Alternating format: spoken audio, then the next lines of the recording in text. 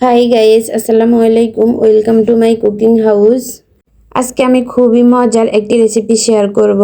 বাচ্চা থেকে ছোট বড় সবাই অনেক পছন্দ করবে এই রেসিপিটি। এই জিনিসটি কিনে খাওয়ার জন্য দোকানে ভিড় লেগে থাকে। তা হচ্ছে বেলফুরি রেসিপি। খুবই মুচমুচে ও খাস্তা টাইপের একটি বেলফুরি রেসিপি। আর এইভাবে তৈরি করে 1 মাস পর্যন্ত সংরক্ষণ করে রেখে দিতে পারবেন। এই রেসিপিটি তৈরি করার জন্য সর্বপ্রথম আমি পরিমাণ মতো আটা নিয়েছি, তার মধ্যে 2 স্পুনের মতো তেল দিয়ে দিয়েছি আর স্বাদ মতো লবণ দিয়ে ভালোভাবে মিক্স করে নেব। সর্বপ্রথম আমি তেলগুলা আটার সাথে ভালোভাবে মিশিয়ে নিতেছি। দেন আমি অল্প অল্প পানি দিয়ে শক্ত একটা ডো তৈরি করে নেব। এই ডোটি অন্যান্য রুটির থেকে একটু শক্ত হবে।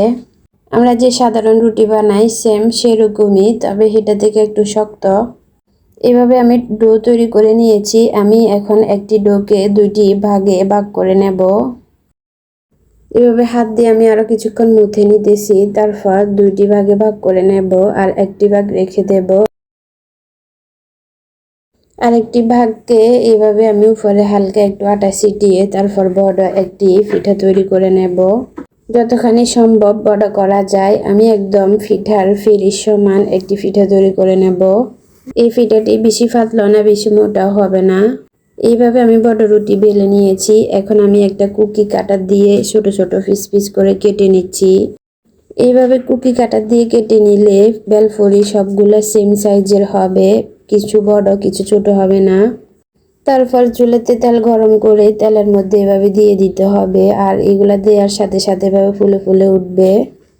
দেখুন আমি কড়াইতে দেওয়ার সাথে সাথে ফুলে একদম টইটুম্বর হয়ে গেছে। আর এগুলার আমি একটু লালচে ব্রাউনিশ কালার করে ফ্রাই করে নেব। যেহেতু বাসায় 1 মাস পর্যন্ত রেখে খাবো সেহেতু একদম ভালোভাবে মুচমুচে করে খাস্তা টাইপের করে ভেজে নেব। এই পর্যায়ে আমি তেল ঝরিয়ে নামিয়ে নেব। সেমভাবে আমি সবগুলা তৈরি করে নেব। এইভাবে তৈরি হয়ে গেল আমার মুচমুচে খাস্তা মজাদার নাস্তা। এখন আমি লেবুর টক বানিয়ে নিচ্ছি। প্রথমে লেবু চিপে এর মধ্যে স্বাদ মতো লবণ, 1 টিস্পুন চিনি আর পরিমাণ মতো চটফটির মশলা দিয়ে মিক্স করে নিলে রেডি হয়ে যাবে টক লেবুর টক। আলু এবং ডাল লবণ দিয়ে সিদ্ধ করে ম্যাশ করে রেখে দেব ভিতরের ফুরের জন্য। তারপর ফুরিগুলো উপর থেকে ভেঙে ভিতরে এভাবে ডাল আর আলুর মিশ্রণগুলো ঢুকিয়ে দেব। আর উপর দিয়ে পেঁয়াজ কুচি এবং শসা কুচি তারপর টমেটোর সস অ্যাড করে দিলে রেডি হয়ে যাবে খুবই মজার বেলফুরি রেসিপি। দোকানে যারা বিক্রি করে তারা এইভাবে বিক্রি করে আর এগুলা খেতে ভীষণ মজার হয়। দোকান থেকে একদম স্বাস্থ্যকর ও হেলদি একটি বেলফুরি।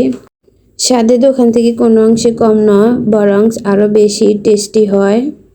মুচমুচে খাস্তা মজাদার নাস্তা বেলফুরি বিকেলের ঝটফট একটি রেসিপি। বাকিগুলো পলিথিনে ভরে এয়ারটাইট বক্সে আমি রেখে দিয়েছি, যখন ইচ্ছে খাওয়া যাবে। সবাই ভালো থাকুন, আল্লাহ হাফেজ।